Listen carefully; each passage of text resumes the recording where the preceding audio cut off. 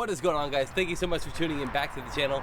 Today behind me we got our brand new or slightly used 1991 Nissan 240SX, also known as the S13 in the coupe version. I'm so stoked on this car. Alina and I have been wanting this car for ever since I kind of got her into cars. Once I showed her JDM cars and this popped up on a video, she immediately fell in love with it. If you guys missed the last video, we did buy the car last week.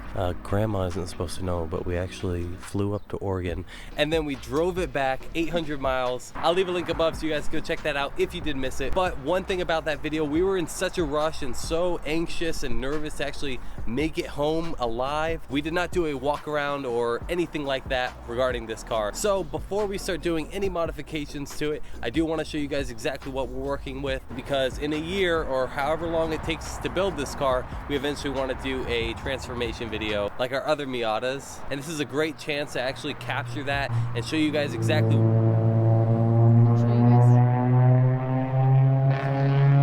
God. The fuck? So let's get into it. Let's walk around the car. So let's start under the hood. Heavy hood. So underneath we have a stock KA24DE. So it is the bigger dual overham KA engine. Dual overham. I didn't say that. Yeah, you did. We'll go back and see what I said. Dual overham, dual overhead cam. I used to have an S14 that I bought off a little old lady and then put some stupid mods on it. Got that for $2,500 automatic. And then I bought a single cam KA S13 pig nose, so $491. Got that for $1,000 in manual, running and driving. And then I'll have to go into like a story time about what happened with it. But there's a picture about 30 minutes after I purchased it.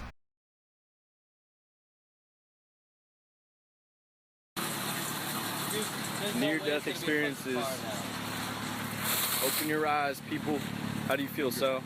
Feel like shit. So if you guys want to know more about that, leave it in the comments below. I'll do a little story time. Now, it's not the prettiest engine and we will detail it and make it look nice and stuff, but we won't be swapping this engine. We want to keep the original KA because not only are SRs super expensive, everyone says SR, I don't want to completely ruin this car. I want it to stay OEM plus with our own added flair to the car. I'm not gonna wide body it, it's a straight body. The fenders aren't even rolled on this thing. But anyways, I'm going off track. The engine itself is going to be a KA24DE, that's it. We're not gonna be swapping it. Maybe turbo?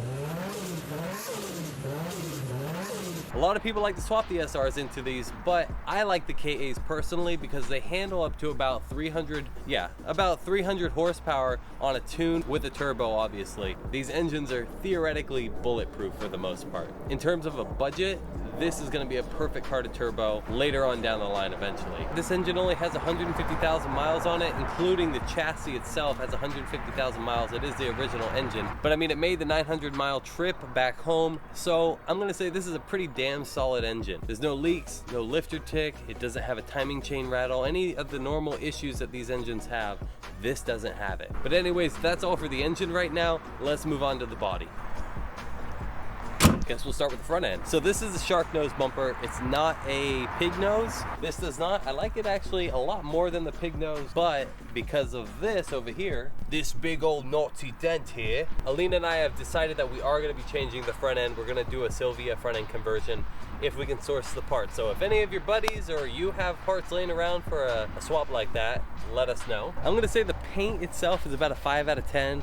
The hood does have a lot of clear coat failure. We're probably just going to end up doing our own paint job, and I'm pretty sure you guys can guess where we're going to get this paint job done. But we're going to try to do everything the right way this time, pull everything out including glass and have it a full respray besides pulling out the carpet and stuff like that. Other than the fender, it is theoretically straight. There's no real issues anywhere. We'll move on to the back side of the car here. Quarter panels are perfect, and take a look underneath that quarter panel. Look at the fenders. They're untouched.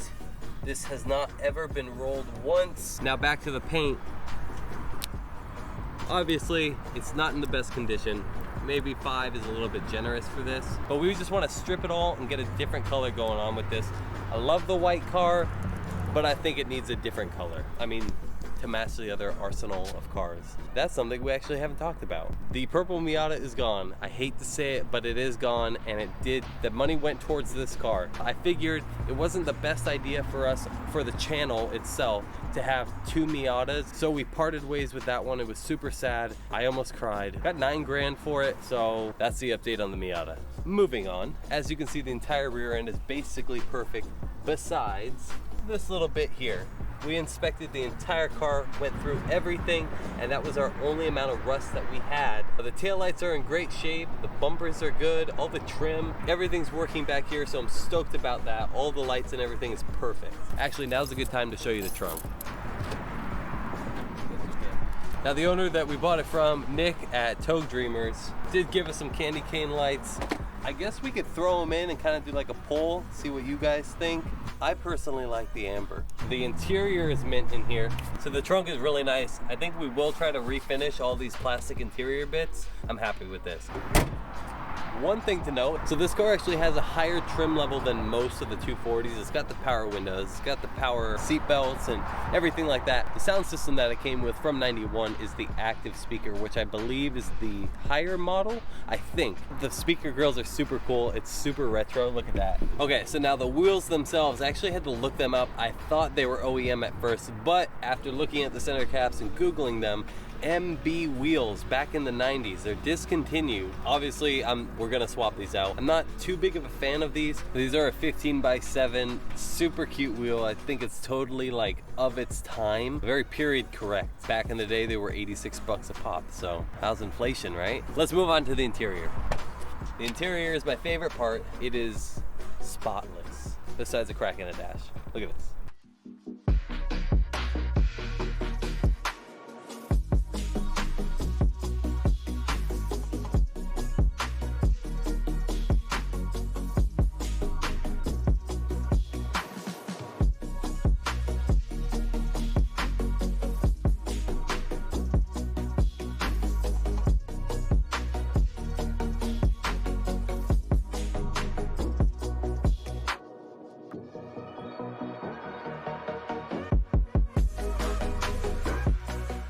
Okay, now the interior is my favorite part. I absolutely love being in the cabin here. Just a quick walk around.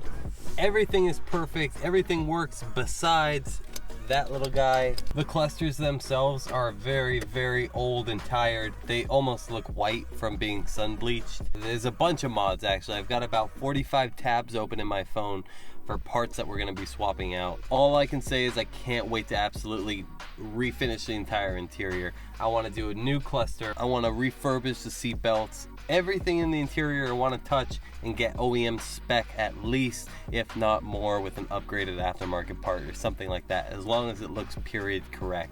The seats are awesome, but I probably wanna change out to like some brides or something a little more aggressive. I've never actually owned a set of aftermarket seats or bucket seats, and I think that this car will suit that look perfectly. The steering wheel is awesome. It does have the cruise control buttons up here. The wheel is very nice, being like a thin wheel. It reminds me of like an old school Nardi kind of, just not wooden, but we'll probably end up swapping this out eventually. The other thing that doesn't work is this window. This switch pack is busted up here, so we are gonna have to swap this out. And now to the dashboard. It's basically flawless, besides this big crack down the center here. Now, you couldn't have asked for a better spot, honestly, because the wheel covers it up, and because it's at its highest point, from the sides, you can't even see it. Like, I didn't notice until the seller told me about the crack. We will end up getting a cover lay or an overlay, something like that, whatever it's called, that will lay exactly as OEM does right over it, so we won't see the crack. The issue is, this car being the higher trim level, it does have surprisingly working heads-up display. This unit right back here will shoot up, and I'll show you guys real quick.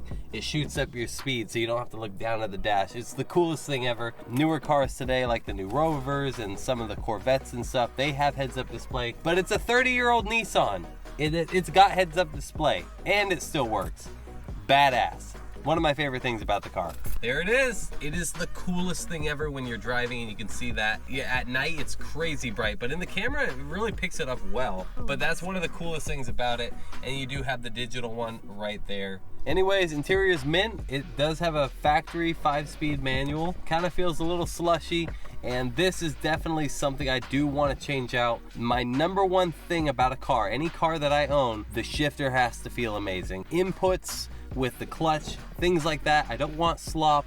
I want tight, rigid, almost like a bolt action shotgun when you switch gears. That's my favorite part about driving a car, is the gear changing. So if it's not pleasant in any sense, that's gonna be changed out. It does pain me to change this because this is so grandma spec. Look at the throws. They're super smooth. It kind of just feels like you're rowing a boat, but unfortunately that's just not the way I like it. So we are going to be changing it out. Let's take it around the block real quick. So now the cool thing about these seat belts is they are motorized. So you close the door,